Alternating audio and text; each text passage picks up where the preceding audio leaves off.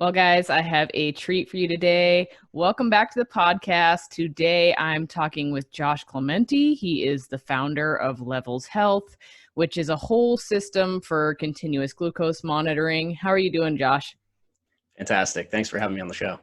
Yeah, so I'm excited to have you on here. First of all, I'm not having you on here because you guys are giving me some kind of funding for this. This is not a monetized podcast. I get no benefit except for talking to you about awesome things, which is amazing. And that's great for my listeners as well, because continuous glucose monitoring, or glucose monitoring in general, is something that I have really been into and have dove into a lot further in the last year or so. I've been monitoring my own blood glucose for almost 3 years now, which is crazy to think of, just by poking my finger multiple times a day. And definitely in bodybuilding preps, because I noticed all sorts of crazy things started happening with my blood sugar. So anyway, I've talked to you on the phone in the past and we've had some good conversations. And so I thought that it would be super beneficial to my listeners to have you on as a guest today. Awesome. Yeah, I enjoyed our conversation the first time around. I'm super stoked to dive into the subject matter. I really love this space. And, although I did found a company in continuous glucose monitoring, it has actually changed my life across the board personally. So it's something that I feel very personally sort of an evangelized.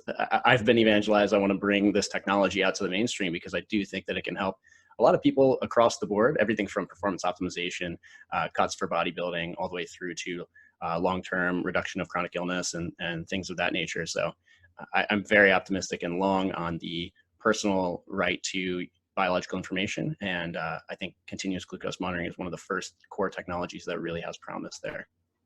I love it. Well, before we dive too much into the continuous glucose monitoring and all that stuff, can you give my listeners a little bit of background about yourself and then maybe kind of how you found yourself in this space? Totally. So my background is aerospace mechanical engineering. So I did systems engineering, composite structures engineering, and life support systems development at SpaceX. That was my first job out of school.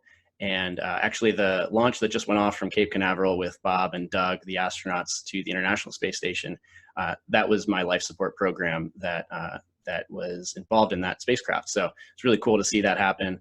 I'm very passionate about space personally. And it was actually during my time on that life support program that I was first exposed to a paper by Dom D'Agostino about the neuroprotective benefits of ketosis.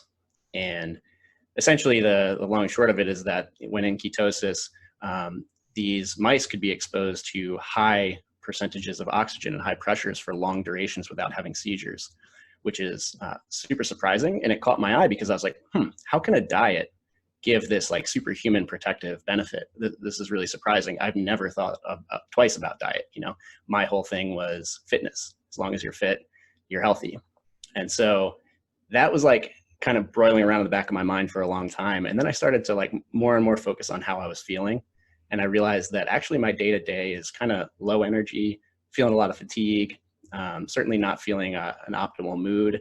And this is all while being a CrossFit trainer and, hitting the gym regularly and really valuing my workouts and, thinking that I was doing everything right. So these two things didn't make much sense to me. It's like, I believe that fitness is health. I'm doing the fitness thing. I'm not feeling healthy. Something's missing. And then there's this whole other thing that I'm being exposed to in the research that says that diet has this really powerful physiological transformation ability. The neuroprotective thing just being one element of it. And so I just started to dig in. I was like, all right, how can I understand whether I'm making the right choices every day? And started really getting obsessed with metabolism, because metabolism is the cellular mechanisms that produce energy from our food and environment. So they power every process in the human body. So if I'm feeling low energy, something's going on with my metabolism, clearly. And so I came across, I was actually reading Rob Wolf's book, Wired to Eat, when that came out. And I read the blurb about continuous glucose monitors. And I was like, that's what I need. Glucose is this energy molecule. It's the fuel in my blood. If I'm feeling low energy, something might be happening with glucose. Let's check it out. And, first I got a finger prick monitor. I was pricking my finger like 60 times a day. and trying to make sense of it. It wasn't making much sense. Eventually, I had to, after being denied about 4 times by doctors for a CGM prescription, I was able to get one from Australia. And within 2 weeks, I had discovered that my glucose was completely erratic and dysfunctional. I was spending a large portion of every day in the pre-diabetic and occasionally diabetic blood sugar states, in particular when I was doing these huge carb loads, which I thought were optimal for glycogen replenishment after workouts and to make sure I was, recovered for my next workout. In reality, they were spiking my blood sugar way out of the normal range and sustaining it there for long periods of time. And then I would kind of crash, at about 2 o'clock, 3 o'clock in the afternoon after my big lunch. I would plummet back down into this this reactive hypoglycemic space. And that's when I would be on the couch, looking for a nap or digging up another pot of coffee. And, this was the cycle, the vicious cycle I was experiencing. And I saw for the first time with the CGM, the data happening. And it was like this tire screeching, like, wait a minute. I wasn't expecting to find anything of value here. And in reality, I'm like creating this roller coaster of dysfunction myself. And so that launched about a 14-month personal journey of digging deeply into the science of glucose metabolism, metabolic flexibility, ultimately discovering this untapped space of metabolic fitness, which is to say, optimizing that metabolic machinery so that you can switch between fuels effectively, keeping low and controlled glucose levels in order to avoid this like hormonal cascade. And ultimately started the company levels with our killer team, which is bringing this to the masses. I love this, and you're a smart guy. I can tell already. you get the wheels are turning all the time for you. I can tell because the same kind of thing happens to me, and I get stuck on something, and then I just keep diving further and further into it, and it gets crazy. And myself, just like you, kind of discovered things the same way. I was riding this glucose wave that was just like up and then down, and then the tide comes in and it goes out, and it's Right. just was this crazy thing. And the other thing that would happen to me is during contest preps, I would go hypoglycemic constantly. My blood sugar would go down into the 50s, and I would feel like I was going to die. And I was like, I need to eat carbs or do something. And I would carry emergency like little honey sticks in my bag, or a Jolly Rancher or something to try to get myself back up. And it was just this crazy thing. And that's when I really started. That was my first contest prep. So I started monitoring my glucose. At that time was when I really started getting into it, because my coach was like, listen, we got to start watching this, because you can't go jump on the Stairmaster when your blood glucose is 55. And at first, I think she thought I was just being a pansy. And I was like, I can't get on the stairs. I'm so exhausted. I can't keep my eyes open. My legs weigh 100 million pounds. And she's like, finally, one day I went down to her training studio, and she was like, holy cow, what is wrong with you? And I was like, I don't know what's wrong with me, but I can't move. And she's like, let me check your blood sugar. It was down in the 50s. So wow. I think at that point, which if I only knew then what I know now, I had been riding that glucose wave for so long that my body didn't know how to go to fat storage, and you're getting low, or to going into your fat storage burning mode. And at the time, I was super lean anyway, and there was just not a lot there, but I don't think that I had that metabolic flexibility. So then I had no idea about that. I would just load myself up with some carbs, shoot my blood sugar back up, and then here we are again on this awesome wave that we're riding. Ride the wave, yeah. Yeah. So about a year ago, I started getting really experimental with what I was doing, and I started to notice some trends, and that's when I was like, okay, well, metabolic flexibility, this seems like a good idea. But I still had that kind of bodybuilder mentality. And here I did all this nutrition schooling that says that you will lose your gains if you don't have carbs. If you go ketogenic, you're going to lose all your muscle. And so I was scared. But at that point, I had come out of a contest prep, and I was super unhealthy. And I was like, you know what? I'm doing it. I'm going to do it. So I went straight carnivore to start, and I didn't go into ketosis. Could not get into ketosis, straight carnivore. And I think that was because of gluconeogenesis. I didn't have my fats high enough. I was just, yeah, it just didn't work Sure. out. So after that, I kind of pulled carbs back in because I was bonking out in the gym and my blood sugar was just not that great. So it was better than it had been in the past. I'm sure there was a small amount of ketones and things that were going on, but it wasn't optimal. So I pulled carbs back in, and then I was like, no, I got to try this again. Only this time I talked to Robert Sykes. Do you know who he is? I've heard the name repeatedly. Yeah. Yeah. Anyway, he's a bodybuilder. He's a ketogenic bodybuilder. And I was like, okay, Robert, I'm going to try this again, but I'm scared. Right. And he was like, oh, you don't have to be scared. He's like, when I'm in contest prep, and he's a guy, he's, you know, a bigger guy, got lots of muscle. He's like, I only have like 60 grams of protein. And I'm like, no, you can't do that. You know? Yeah. And anyway, I talked to him and I was like, okay, time to pull the trigger on getting ketogenic. And I pulled my fats up and dropped my protein down. And it took me about 3 weeks to get into pretty good ketosis. And at that point, I started noticing a lot of changes in my energy. I wasn't tired. There was a lot of things that had changed. So that's when all of a sudden I was like, metabolic flexibility. Here we go. This is perfect. Exactly. Yeah, it's amazing that protein sparing effect seems to be really strong, where the body will preferentially burn fat because it does not want to pull skeletal muscle off when you are metabolically flexible. And you see this with people who are fasting for prolonged periods of time and have sort of entered the fast from a ketogenic state. They see much better muscle preservation. I certainly have done, since this whole sort of exploration period over the last few years. I have done extended fasting. I've tried different macronutrient ratios. I certainly do not stick to a ketogenic diet typically, but I'm in the high protein, moderate fat, low carb range, and that's just where I feel best. It's where my energy levels are controlled, and seeing that sort of dashboard of information every day, and being able to like iteratively improve my decisions based on how prior decisions worked out for me is super powerful. Like just today I went on a 30-mile bike ride, and I was pushing pretty hard, and I didn't bonk, but I was watching my glucose levels, plummet. And so I I actually made, a few changes to my cadence, like chose when to push hard based on how my glucose levels were trending. And I didn't bonk, but I think I may have, because I was fasted on the bike. So if I had just kept pushing hard, I would hit that wall, and been 20 miles away from home with just kind of like walking my bike and looking for an ice cream sundae or something to get me back on my feet. So that's I think another really interesting part of this is like being able to experiment with timing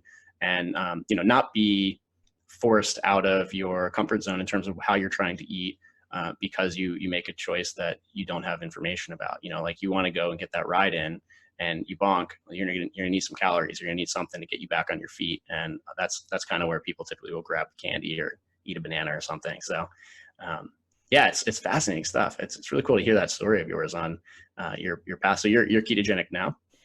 Well, so I'm constantly experimenting. If you only saw the spreadsheet I have going on my computer right now, it would blow your mind. But I'm trying to find what's optimal for myself. Oh, I look at it, I'm like, oh, I might be slightly crazy. But anyway, I'm trying to figure my body out, because I think long-term dieting and contest prep and doing things the wrong way definitely didn't set me up for future success as far as building muscle and staying lean and things like that. So I've had to start kind of hacking my system a little bit. So I was ketogenic for quite some time, and then I kind of hit this plateau and I wasn't going anywhere, and my energy levels weren't optimal either, I didn't feel. So I was like, well, I'm going to start maybe adding a little carbs back in here and there. And I started doing that, and I noticed I started dropping weight faster again. Which most people are afraid to come off of a ketogenic or low carb diet and go to carbohydrates. But I was also experimenting with how that affected my blood sugar and what things affected my blood sugar. So one day I pulled in, I'm usually looking for a quicker carb. I try to incorporate them pre-strength training. Cardio, I do fasted. I know there's different stuff out there, but cardio, I do fasted because I've noticed I perform a lot better on cardio, fasted. And I actually was talking to somebody that researches this, and I could totally slaughter this, but I was going on a long ride, like yesterday is a prime example. I had been fasted about 16 hours and I put in 20 miles on my bicycle and no problems at all. I had plenty of energy when I got done. I checked my blood sugar. I Mm, was like 73. And so that tells me that even though I'm pulling carbs back in, I'm kind of carb cycling right now every couple of days. I'm still able to be flexible with my going to fat as a fuel source rather than looking for sugar. So right. I think that I have kind of trained my body to be able to switch gears. But anyway, I was talking to this researcher and I asked her about that because one thing I noticed is the longer I'm fasted, the less lactic acid I build up. And she was telling me, Hmm. and I could totally slaughter this, that I think it's a methyl carboxylate transmitter Hmm. actually suppress when you're in ketosis, deep ketosis, and you're fasted, it actually suppresses lactic acid. So you Hmm. will be going along at a easier pace because your lactic acid has been suppressed. So I could have Interesting. gotten So that there's like a kind of subjective wrong, but effort, like an improvement because you're not building that acid base. Interesting. right. And I Yeah. Yeah. knew, sorry, but I knew that I No. didn't just improve. It wasn't because I'd done the ride a bunch of times before, and I did it the day before that. And it was really weird because the day before that, I was struggling. And it was at that point, Mm, there's always a certain point in your ride where you're like, dang, this is where I'm starting to gas out, yep. Yep. uh, and I was like zooming through it, and my heart rate was still at the same spot that it always is, but Mm, my legs were like, doo doo doo, they were just going, and I was like, spinning. okay, it's not like I magically got better from yesterday. I should actually, in theory, be a little bit tired, but Right. no. Huh. And that's when I asked her, I was like, what's going on here? And that's what she told me. Yeah, it's so counterintuitive to a lot of people that just the concept of not eating a meal for I think the majority of people is really concerning, and then to go more than just a full day, and then to consider even working out, while fasted. It's just like this whole crazy concept that I think most people, they're so used to hearing that you have to eat 3 to 5 square meals a day, otherwise you're going to be, I'm not entirely sure what the repercussions are in people's minds, but we have a couple people on the team that are really experimenting with this fasted exercise and training that, in particular, that fasted zone 2 cardio right at the threshold, lactic acid threshold, with the goal being like to increase mitochondria density, to increase mitochondria efficiency, and to be able to just go for days essentially, just that ultra endurance space. And it's really cool to see because there is a ton of personalization in there. I do some of this stuff. I do fasted cardio quite a bit. It's not my go-to personally. I'm still kind of getting into the endurance space from the sort of cross training space. But one of the guys on the team, Mike, is really killing it here, and he'll go for like half marathons fasted from the day prior, and his glucose is just rock solid. I mean, it's just like a flat line, and he's moving pretty quick. It's not like he's walking, and it's his efficiency is improving, and the fact that his glucose levels are rock solid and his ketone levels seem to be coming up indicates, I think, a really strong metabolic flexibility. And this is someone, prior to him getting access to his glucose information, he was one of the people who would kind of fuel up right before any workout. It was always like, got to get that pre-workout meal in, got to get those carbs in, got to make sure that my glycogen is fully replenished. And now he's biasing much more towards, let's make fat the primary source of fuel. And it's really cool to see it happening and see like no negative repercussions. He's not bonking. He's not running into a wall. And I think it's just super counterintuitive for the mainstream. People couldn't imagine, going 18 hours and then running a half marathon without calories. Right. Yeah, it's such exciting stuff. I know for myself, my numbers stay solid on the bottom side all the time, whether I'm Mm, fasted, whatever. I know that my insulin sensitivity is not real good. So okay. that's where I've started to experiment with foods and what foods do. And it was actually kind of funny. Yesterday, post bike ride, it was a higher carb day. When I say high carb day, it's like not very many, but it was a higher carb day. I think I had like a tablespoon of maple syrup in the morning in my coffee to to get my my carbs after my bike ride, and my blood glucose didn't go past 88 over a tablespoon of maple syrup. However, the prior high carb day, I experimented with honey for the same amount of carbohydrate load, and the honey shot my blood sugar up to 147. So,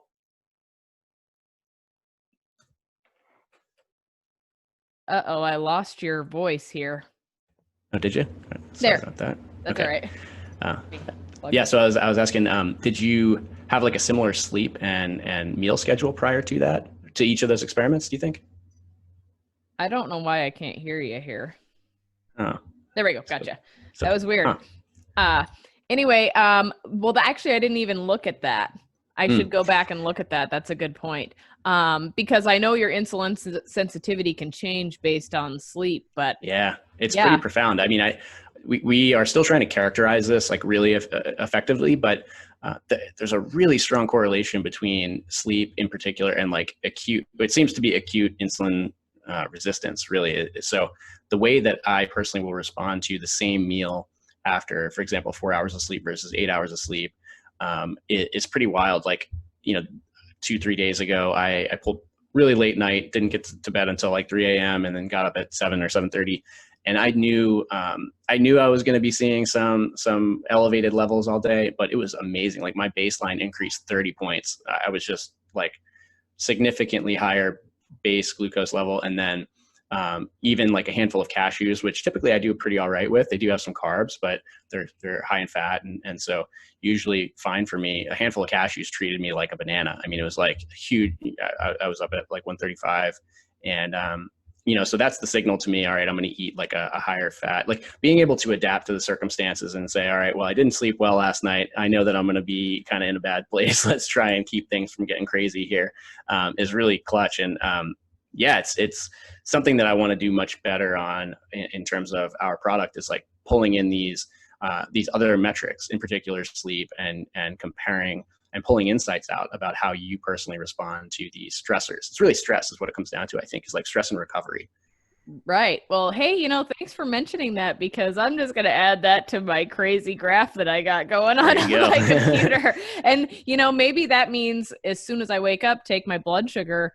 That might be a good indicator of when and how much I slept or how well my rest was or stress or all. There could be a lot of factors involved in that, but that could be a cool thing to look at as well, instead of just postprandial blood glucose. So anyway, so back to what you just said there, let's talk a little bit now, switch gears and talk a little bit about your company and all the data that it is measuring in order to help athletes or even regular people optimize their health. Yeah. So the underlying concept is that right now people are making decisions every day, sitting down for lunch, you're going to pick something to eat. What are you going to pick and why? And most of the time people kind of sit there and the wheels spin and they're like, well, I'll probably choose something that tastes good and that I heard was healthy from somewhere, either like a friend or the internet. And that's fine. It's like, you should enjoy your meals, but the premise of Levels is to give you the data that underlies your metabolism, your metabolic fitness, and allow you to use that in your daily life in order to make better decisions. So basically closing the loop between an action and the reaction that your body experiences. And so right now, the entire premise is built on continuous glucose monitoring. So we use these patches that have a little filament that measures electrochemically the glucose levels in your skin. And this information updates, every minute. And so you can continually tap in and check your real-time glucose information and see in near real time how your body responds to a specific decision that you make. And these decisions are not just dietary, it's nutrition, it's sleep, it's stress, like I mentioned, it's exercise. And so those are the core metrics that we are building into the app in addition to glucose information. So we have that data coming from the device, and then we have lifestyle logging. And so you use the app and you record your meals, your sleep quality, and your exercise very straightforwardly. And then you get these scores. So these metabolic fitness scores and meal scores that help you to understand how all of these different metrics about your glucose levels are sort of summing together into a response. And I'll break that down a little further. So rather than just staring at a single number, right? You check your glucose with a glucometer, and so you get one number that is 87 milligrams per deciliter. Well, that's interesting, but where were you 3 minutes ago? Where were you an hour ago? How fast are you changing? Are you going up? Are you going down? That's the context that is missing with these point measurements. And we've been using point measurements for metabolic health checks for a very long time. So having a continuous data stream means that we can take in, like I said, your baseline, the rate of change, the peak response after a meal, the time above your target range. All of this information can be summarized, and then we build these composite metrics on the level side that turn all of that information into a single score. So you record your meal, and then 2 hours later, after we've been able to pull in all the data that follows that meal, we provide you a score that you can then use to optimize, right? So you can, if it's a positive score, this is something that maybe you want to keep in your dietary, archive. If it's a negative score, you can start to split out some of the ingredients or some of the other factors, like maybe I didn't sleep well last night. Maybe I haven't worked out in a few weeks, and that will affect insulin sensitivity. And so we're helping people, we're really empowering people to log their lifestyles and really tap into this metabolic awareness component in order to achieve metabolic fitness. I love this. This is just the bomb. And especially for people like me, where I have a lot of clients that they have type 2 diabetes. They have a bunch of big things going on. And, I've slowly had them realizing that I don't know why, like they know that type 2 diabetes and insulin resistance and all these things are involved with blood sugar, but for some reason they don't notice that certain things make it way worse. So I think a real-time feedback on a lot of that, especially for a lot of coaches out there, it could be a huge tool for their toolkit as far as successfully helping their clients understand the impact of the foods that they are eating. Yeah, absolutely. I mean, it's hard not to get dejected when you look at the data on metabolic health in the country. There's a recent study that shows that only 12% of American adults are metabolically healthy. And you have 90 million Americans who are American adults who are pre-diabetic. 70% of those are estimated to become type 2 diabetic in the next 10 years. You have 35 million plus type 2 diabetes cases. And so basically about 50% of the adult population in this country is pre-diabetic or diabetic. And this is a catastrophe for the future. It's not just an individual problem, it's a social problem, it's a fiscal problem. We're looking at a healthcare system that's already overloaded without adding 80 million, 90 million additional diabetes cases into it.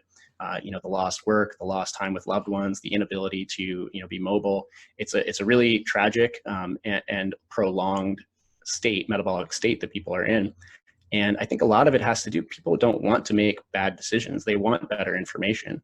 And this is just an objective metric that is super useful for people to, because it's real time, because it responds to the actions you take. It's, in my opinion, one of the most valuable technologies that has come of age, so to speak, in the past 10 years for health outcomes. And so, that's sort of the illness side of the relationship. And I think giving people the access to their own data and allowing them to make better choices is it's table stakes. We need to allow this across the board. This should be a thing already. And so we're excited to bring that to a broader audience. And then there's also the world of performance optimization, right? So tapping into energetic molecules and being able to measure them in real time is something that it's kind of been like a pipe dream for a long time, but now it's becoming realistic, right? And I'm looking at the landscape. I think we're gonna have a lot more analytes coming to market in the next few years that will be, I'm thinking we're gonna get some fatty acids, maybe some lactic acid measurements. And these in combination with CGM data is gonna be like a whole new world for athletes and elite performers. So I kind of see it as the same spectrum. We're all on a metabolic spectrum. You have people from the very metabolically fit all the way down to those who are, currently metabolically dysfunctional, whether they know it or not, like I was. This information is relevant for all of those people, right? It's just your personal goals and how you're going to use that data is personalized. It's up to you, specifically what you're focused on, whether that's weight loss or shaving a few tenths off a mile run. You know what I mean? And, one thing that I really like that you said there, Josh, was that like yourself, you had some metabolic problems going on. a lot of people don't even realize that they have big issues happening. And so it's not, this is not about people needing to lose weight. It's not about obesity. There are a lot of people out there that are athletes that are working super hard, and their metabolism, everything is working against them. They don't realize that they have an underlying health condition. Hmm. I know, like myself, I didn't know I was insulin resistant. I mean, Right. I didn't know that. And I mean, I was recently diagnosed with PCOS, so that makes a little more sense, right? Because it's like, Mm. oh, okay, people with PCOS really struggle with this. But I didn't realize that. And that can turn into type 2 diabetes. So here I am, I'm an athlete, I work out all the time, I watch Right. every little thing that I eat, every little thing that goes in my mouth, and I actually have an underlying health condition. And so a lot of people don't realize that their insulin sensitivity is not good, and they don't realize all these things. And blood glucose isn't just about their sugars and diabetes. We're looking at atherosclerosis, we're looking at all sorts of heart stuff. There's a lot of big picture factors here. I know definitely with this COVID stuff going on, I hate to bring it up because I Hmm. get kind of tired of hearing about it, but it's here, so we'll talk about it. It's There is a huge assimilation between COVID stuff and people's blood sugar. Yep. Huge. Absolutely. So it's Yeah. pretty impressive. Yeah. Yeah. One of my co-founders, Dr. Casey Means, she wrote a really amazing article in Journal Metabolism about the asymmetric outcomes for people who have an existing metabolic disorder and COVID. And it's pretty shocking. I don't fully understand the mechanisms, but the data is very clear. There is a worse outcome relationship for people who have, in particular, a disorder of glucose, like type 2 diabetes or prediabetes. And I was throwing out those numbers about prediabetes earlier, but one of the most interesting is that of those 88 million people who have prediabetes in this country, 90% of them do not know they have it. That's the most important thing. And the reason they don't know is because they have no access to real-time information. When I went to my doctor and requested a continuous glucose monitor, the context for his decision not to provide one was that my A1C and fasting glucose were okay. They were in the normal range. And those are, for people who don't know, A1C it's an estimated average of glucose, right? It's not an exact measurement. You're not measuring glucose and then averaging it. In fact, they're measuring the amount of glucose that has bound to a red blood cell in your blood. And so it's kind of estimated, depends on how long your red blood cells last. So that number is not very reliable in the first place.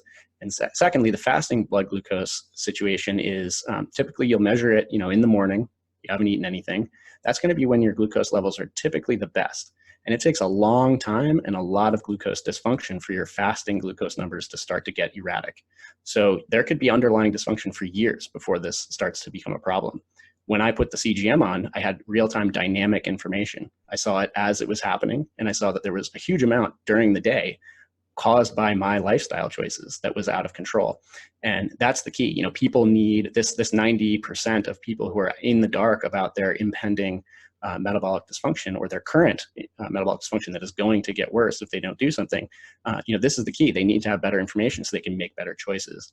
And, it's, yeah, I mean, currently with the COVID thing, it is, there's been more talk about metabolic disorder and how we can tackle it.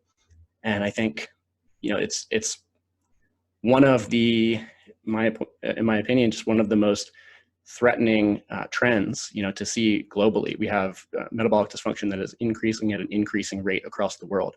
As countries get more developed, the rate of diabetes and cardiovascular disease increases non-linearly. And this has been holding for decades now.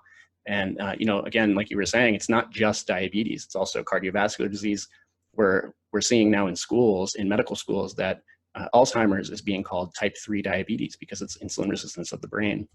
You have PCOS, like you were saying, metabolic condition that is the number one cause of infertility. There's just an amazing number of disorders that are all kind of coming back, it seems, to this chronic lifestyle related glucose dysfunction potentially. So it's really Yeah. interesting to follow. And thanks for bringing up the Alzheimer's thing, because that's another big thing where a low carb or ketogenic diet comes into play big time. And it's actually kind of interesting. I see this shift kind of happening. You've got it seems like half the medical field that's like, yeah, no way. And then half Yeah. of it that's like actually starting to go, oh, wait, hold on a minute. So one of the nursing homes that my friend is a nurse at, locally here, is taking their Alzheimer's patients and putting them on a low carbohydrate diet. Wow. And there's a big study going on in their nursing home over this. And they're like, That's amazing. and I was like, she told me that. And I was like, that's freaking amazing. I love it. I love to hear That's this, great to because hear. you see these things and you're like, wow, what if you could just change this with diet? Like, Right. you won't lose your loved one to something that can be treated, and not Yeah. by a bunch of medications, but just by changing their food. If the link gets stronger, and I think that this recent type 3 diabetes label is a really strong step in the right direction to start looking at alternative causes for Alzheimer's. It runs in my family. It's something I'm very concerned about. My preservation of my cognitive function is one of the most important things to me. I want to increase my health span. I want to be fit for a long time, but I also, want my brain to be functional. Obviously, it's no value to me if my body is in good shape. My heart is in good shape if my brain is not. So, understanding the underlying mechanisms there would be amazing. I don't think we are at that point quite yet, but we're getting much closer. Yeah, that's super exciting. So your guys' program hasn't launched yet, or is it starting to actually launch to where consumers can start testing their blood sugar with your products and getting into your program? So we're in what we're calling beta mode, which is, essentially we're still in development. We're improving the software, continually, and basically we're in an invitation only mode right now. We have a fixed number of slots each month, and we bring in people who are very high intent, who are willing to help us out with the development process and giving us super high value feedback as we go. That being said, we've made huge strides on the product and experience, and we're getting really high quality signals that people are improving their lives, or improving their decisions every single day, right? So they're getting this recursive feedback loop, which is helping them to make better choices. And we're seeing trends.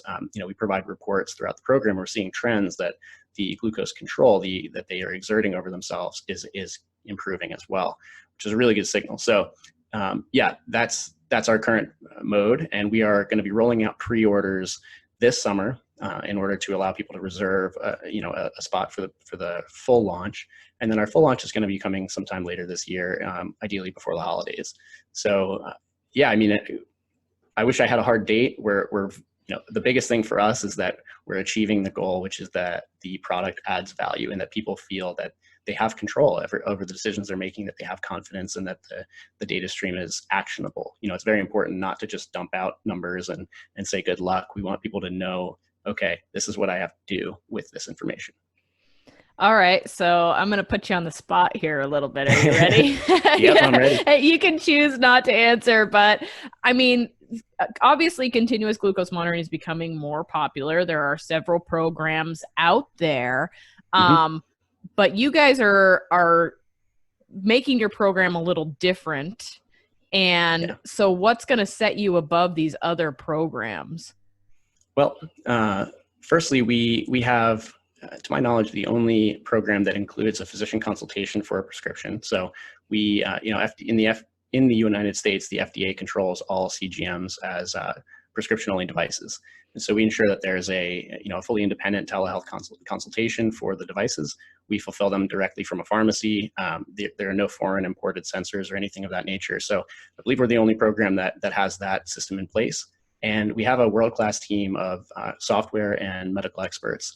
And so the machine learning models that we're building that take that data and turn it into insights and action, I think are second to none. And there certainly is going to be a ton of focus on CGM and bringing this technology to market.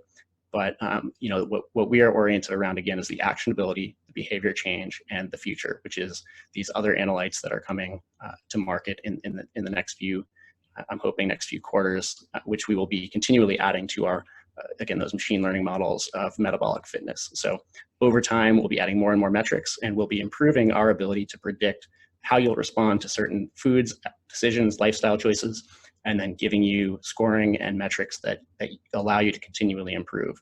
So we're really just cracking the surface right now with glucose, and I think our team is what's going to set us apart.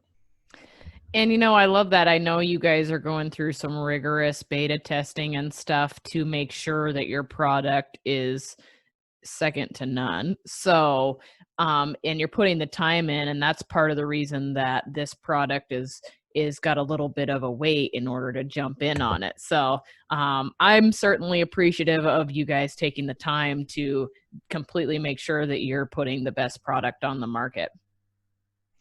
Yeah, absolutely. Sam, for example, my co-founder and CEO, he's done several hundred lead calls. We've had a call with every person who's used the program thus far. And we do these interviews just to understand where this person's coming from, what their goals are, what they're looking to learn. And it's very instructive for us to understand what our audience is, who is looking for this product and just hasn't yet found it.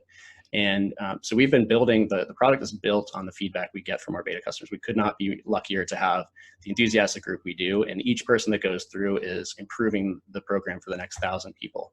And that's our philosophy, is that, we have to build the thing that people want and that people will use. And so everyone on the team uses this daily, is personally striving for metabolic fitness, metabolic health. And so, I think that core enthusiasm, that passion, and then the connection to our audience is really key for us to improve daily and succeed in our goals.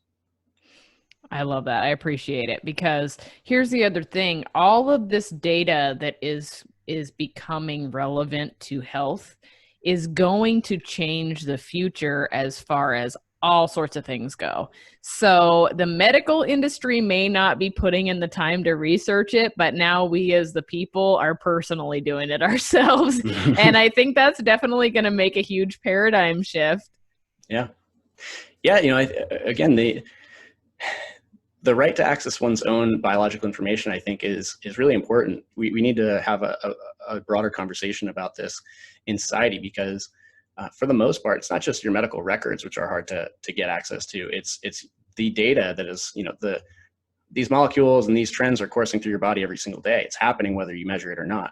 The only way, though, there's an old saying, you can't manage what you can't measure. That's what it is. You can't manage what you can't measure. And so, we're expecting people, it's kind of similar. I would relate it to financial information. Like, imagine giving someone a bank account and saying, don't overdraw, and then not telling them what the balance is, right? How do you know what choices to make? You have no idea what's going on in the account. And so we're kind of doing this daily with people, and they're flying blind.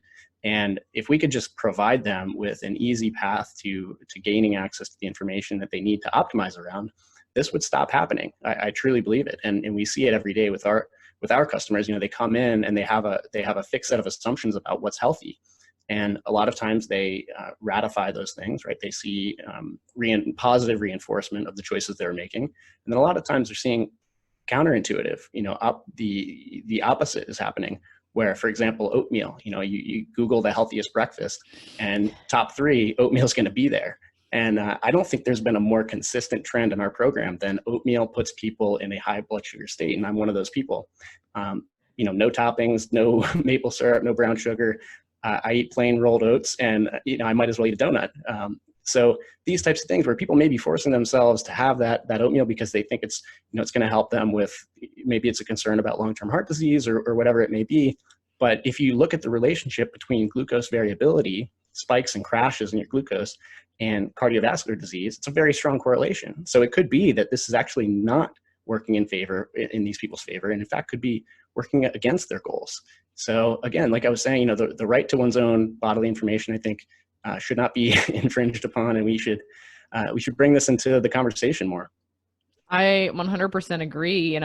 It's funny. I posted a thing in my Instagram stories, which I don't have a huge Instagram following because I used to shut my Instagram off for every contest prep. So makes sense. Yeah, whoopsies. Gotta focus. Thank God for my podcast. But anyways, I posted in my Instagram stories, and I had so many people are like, why would I put, who checks your blood sugar? Like, have you ever checked your blood sugar? Because I was curious. And I had only one person that said I only do it when I'm experimenting, which was good. Wow. She's Yeah. a medical student. Everyone else is like, why would I do that? Mm. That's crazy. I mean, I have friends that are nurses that are like, I'm not poking my own finger. And I'm like, why? Why? You can learn so much about yourself. Yeah. I mean, look, I get it. The poking the finger is it's a pain, and not to mention the whole apparatus. You know, you got to put the lancet in, you got to stab, blood's going over, and so I get it. And that's again the beauty of CGM. You know, you wear it continuously, and it's the little filament. It's literally painless, and it doesn't. You forget that you have it on. You know, and you can swim with it, you can shower with it, and you're getting that data full time. So, you know, what's interesting to me though is this concept where don't worry about measuring it until it's broken, right? Once it's broken, then we'll measure. And this is currently how we approach metabolic health. You know, you're in the normal range, you're in the normal range, you're in the normal range. Then you cross this, you know, this invisible line, and now you're not in the normal range. Uh-oh, you know, something's wrong. Let's work on that. And of course, you need to you need to start focusing when there is a problem.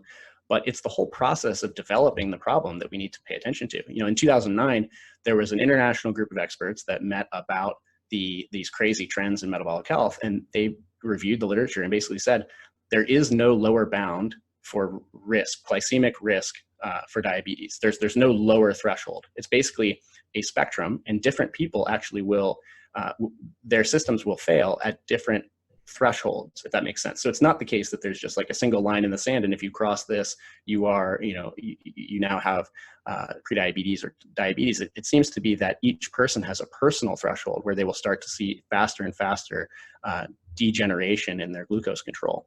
And so, you know, again, we need to recognize that people are not averages. People are individuals. They have personal responses that are going to be affected by their genetics, their microbiome health, their, you know, their current body fat percentage, for example. All of these things have an effect on how your hormones interact. And so, yeah, we need to start using the tools we have at our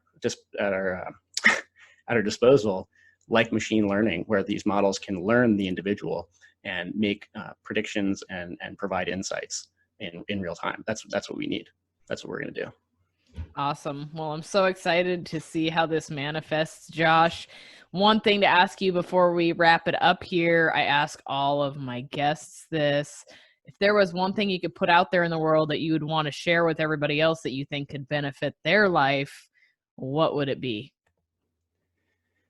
Oh man, for me, it's definitely exercise. You know, if you haven't set a goal for yourself that is an exercise oriented goal, I think you should try it. It's amazing to whether or not you have career goals or you have personal goals.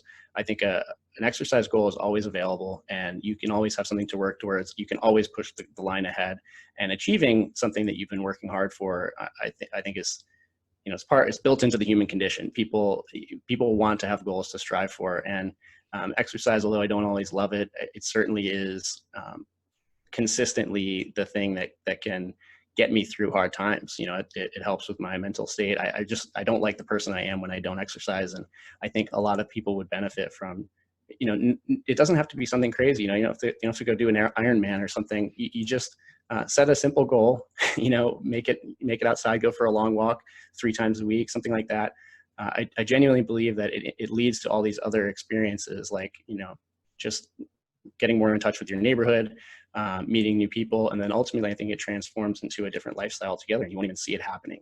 And I just think it's generally positive. And the correlation, you know, for our interests here at Levels, the correlation between very simple, just walking after a meal, and better glucose responses is incredible.